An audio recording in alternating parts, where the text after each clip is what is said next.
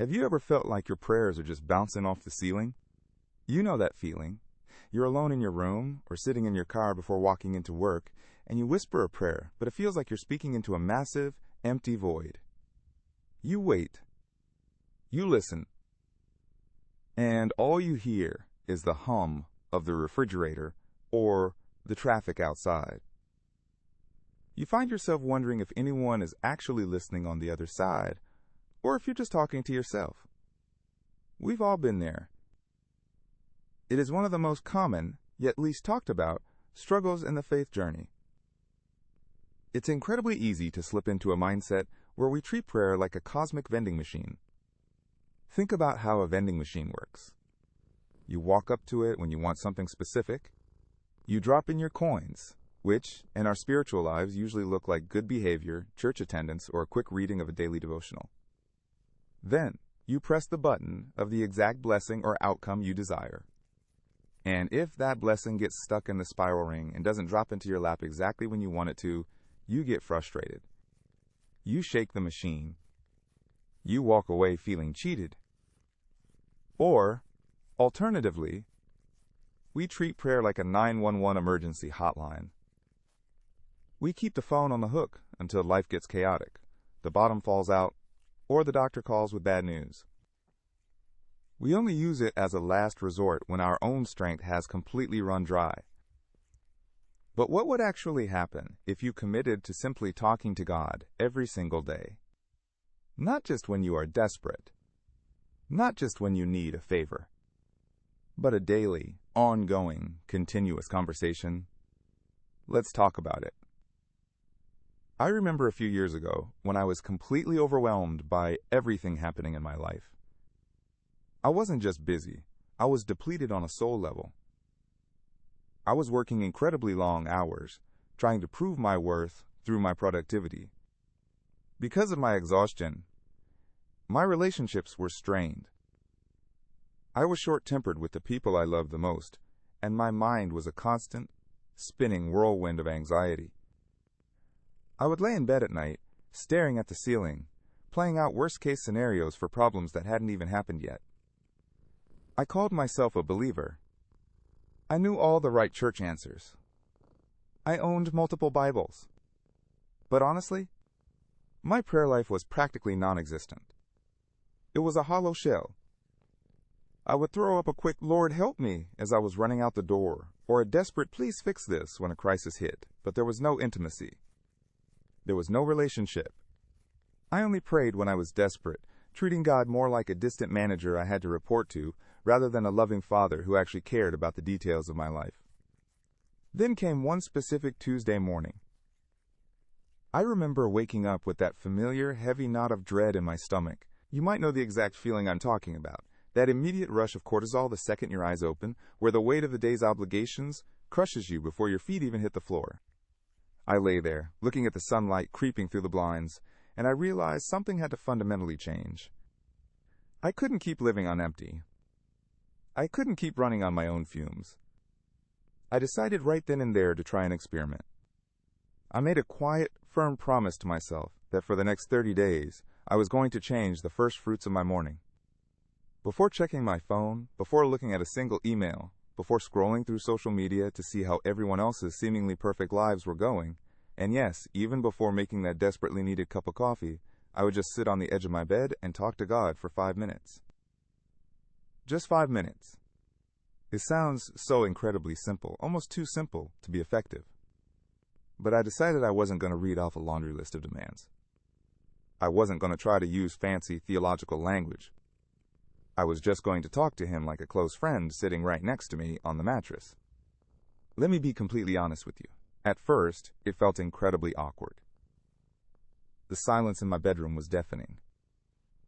I sat there on day one, staring at the floor, and I literally stumbled over my words.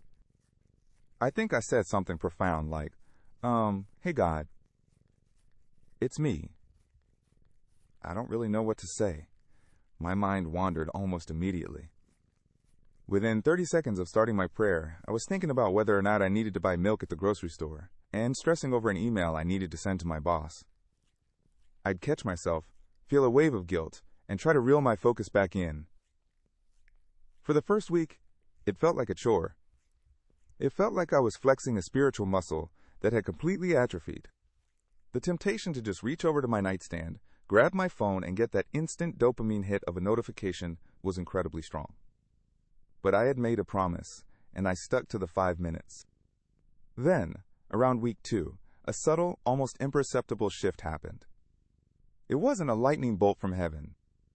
The clouds didn't part, and there was no booming voice echoing through my bedroom. But something inside of me began to change.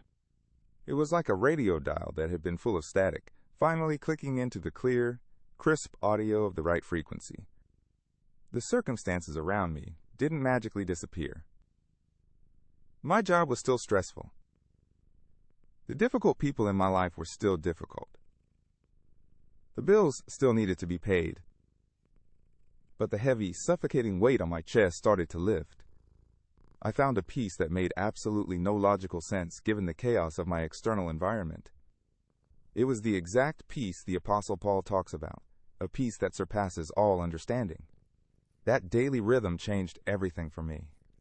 It didn't change my life by immediately fixing all my problems. It changed my life by fixing my perspective.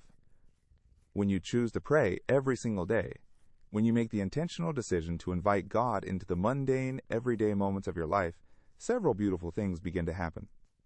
First, you begin to realize that prayer is less about moving God's hand and much more about aligning your heart with His. When we treat prayer like a vending machine, we are trying to get God to do our will. But daily, relational prayer slowly molds our desires to match His desires. You start to see your life from a higher vantage point. Imagine being stuck in a massive, complicated maze. From the ground level, all you see are dead ends, massive hedges, and frustrating turns. You panic because you can't see the way out. But daily prayer is like being lifted out of the maze and looking down at it from above. You suddenly see that there is a path. You see that the dead end was actually protecting you from a trap. You realize the designer of the maze knows exactly how to guide you through it. Secondly, daily prayer shifts the burden of control off your shoulders.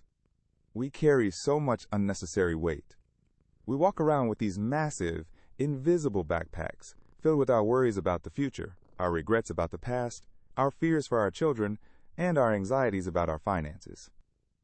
Every morning we wake up and strap that heavy backpack on. Daily prayer is the act of taking the backpack off. It is sitting on the edge of your bed and saying, God, I cannot carry this today. I was not designed to carry this. So I am handing it over to you. You don't ignore your responsibilities, but you relinquish the illusion that you are in control of the universe. There is immense freedom in admitting, I am not God, and that is a good thing. Thirdly, daily prayer builds a genuine, unshakable relationship. Think about your best friend, or your spouse, or someone you love deeply. What would happen to that relationship if you only spoke to them once a year, or only called them when your car broke down and you needed a ride? The relationship would wither and die. Intimacy is not built in the grand, sweeping, dramatic moments of life. Intimacy is built in the quiet, mundane, everyday consistency. It's built in the small conversations.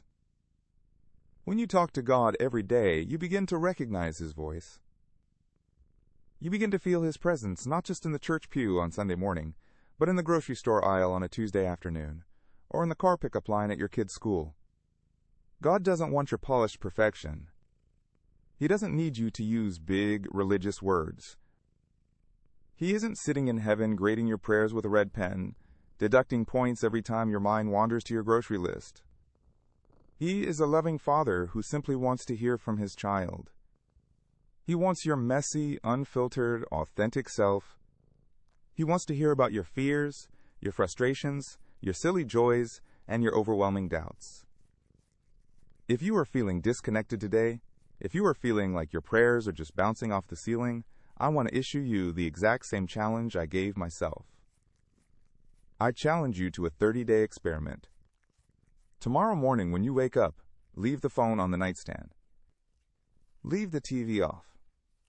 Let the coffee wait just a few more minutes. Sit on the edge of your bed, take a deep breath, and give God 5 minutes. Just talk to Him.